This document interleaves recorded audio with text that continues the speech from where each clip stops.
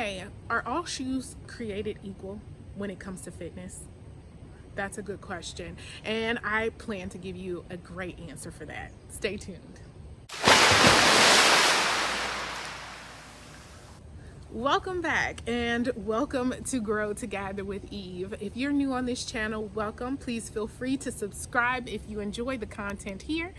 I am a 37-year-old wife and mom to 4 littles, and on this channel I enjoy sharing with you the tools that I've used and experiences I've had to help you in making decisions and having a better outcome and growing in different areas of your life.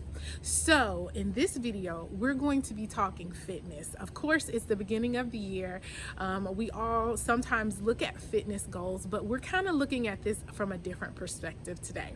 And today we're asking, are all shoes created equal? Shoes, yes, I know. Where does that come in? Well, quickly, let me tell you about this little hashtag that we're starting. It's called Regrowing Joy in. Regrowing Joy in is going to be a different series of areas where I've had great accomplishment, and I'm wanting to share with you some of the tools and tips that I've gained in those areas, and I would encourage you to do the same. So if you would like to share something that you've accomplished and give some tips on those things, please definitely feel free to use that hashtag. Running and walking has been a joy of mine since 2012. It's been my me time as a mom. It has been connected to some of my accomplishments, such as running a half marathon, other races, traveling, doing different things. It's been connected to my fertility, but it's been connected to errors and failures too, such as injury, plantar fasciitis, and that was connected to the shoes I was wearing. The other thing that I want to go ahead and quickly share with you is, with these tips that I'm giving you, I'm going to also give you kind of a tip or disclaimer that I am no expert or doctor in this area. I am just sharing my own experiences. So I definitely recommend that first you take some time out and pray about your fitness goals and ask God really where He wants to lead you and direct you in that. Secondly, I would direct you to your doctor, really finding out where you kind of are with your physical needs, and some guidance or some suggestions on what type of activities might be best for you.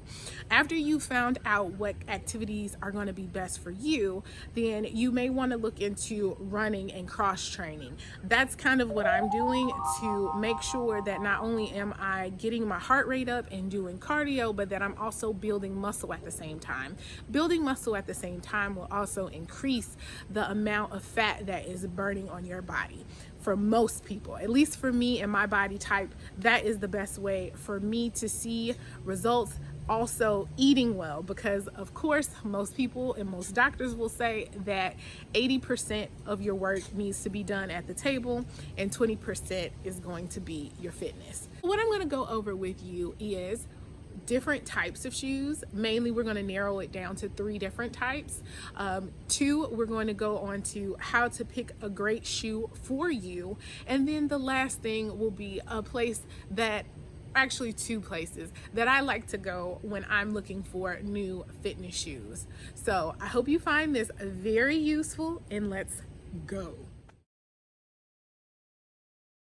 Okay, so as far as it comes to the 3 different types of shoes that I like to kind of focus on, the 3 different types are going to be your fitness shoe that is used for cross training. And basically what cross training means for most people would be like your strength training, the different things that you would do inside of the gym, maybe cardio that's going to be inside of a gym, and things of that nature. The second shoe is going to be a running shoe. A running shoe that is usually used on pavement or kind of some type of turf, but you're not like on in a track meet kind of thing, would be the second shoe that beginners would need to look at. And then the third shoe is going to be a trail running shoe. These 3 different shoes have different uses, and they're very important to starting out. different types of shoes are going to have different types of traction on them. It would be the same as to like different tires. Like you're going to want an all-weather tire where there might be snow, right? Versus your just basic grade tire where you wouldn't need super, good traction on there. It's going to be the same thing there. It's going to prevent you from slipping or reduce your risk of slipping and falling. So that's going to be the importance of your shoe. The reason why you want to know this is important because when you have on the proper shoe, you're going to prevent or reduce your risk of injuring yourself. The next thing is going to be how to pick a proper shoe for you.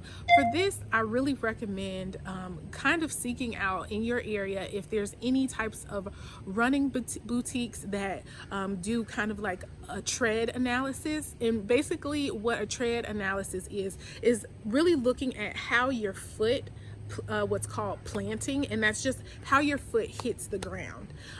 So sometimes some of us have like a tread where we kind of go straight down. Some of us will go to the right and some of us will go inside, and there are proper names for that. There's going to be overpronation and underpronation. If you do not have a boutique in the city or area you are, what you could do is just set up a camera against the ground or on the ground somewhere, prop it up and kind of jog lightly past it. And you want to do it kind of to the side of you and then in front of you. That way you can see if your foot goes what's called a neutral stride, where it's going to go straight, or if you're going to go to the right or to the left. That is going to be very important for your shoe because there are shoes that are made to kind of counteract whichever way you pronate if you're not a neutral strider. Also, be aware that if you do overpronate or underpronate, your shoes might have a slight higher cost, and that's going to be due to more structure in that shoe to help counteract your pronation. So that is how to pick a shoe that's right for you. Lastly is going to be how I like to pick out a shoe. Now, I told you kind of a second ago about going to a boutique that would kind of do a running analysis.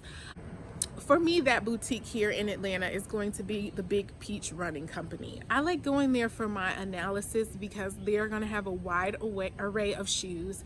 They have great brands to introduce you to, and their employees are full of knowledge. So if you would like to have that boutique feel, get that one-on-one, then you're going to want to check out the Big Peach Running Company. The other great thing about them is that they kind of introduce you to different races that are going on. They have running groups, usually when we're not in COVID, so you can check that out as well. The second place that I enjoy going to find my gear and running shoes would be Academy Sports. The great thing about Academy Sports is that they do price matching. They're going to have also a wide array of shoes. And then if you can't find a specific shoe that you're looking for in store, there is online to shop from as well. So that will be my information there. Okay guys, I hope those tips really helped you out and you'll be able to apply them in your fitness journey. In the next video, I'll be sharing more fitness tips or things that I've learned in my past about really looking into running and kind of setting your schedule for that. Also look out for my faith videos. Those will be also a series kind of getting into that as well, recentering there. And we will still be doing planner videos, of course. So make sure that you're subscribed and you have notifications, the notification bell on, so you don't miss any of those fun videos, informational videos that'll be coming up soon. Until next time, remember to keep growing. Bye. Tips that I have for you today. I just want to share a little bit about the regrowing joy in this bird is really wanting to talk to us. I might be next to a nest or something.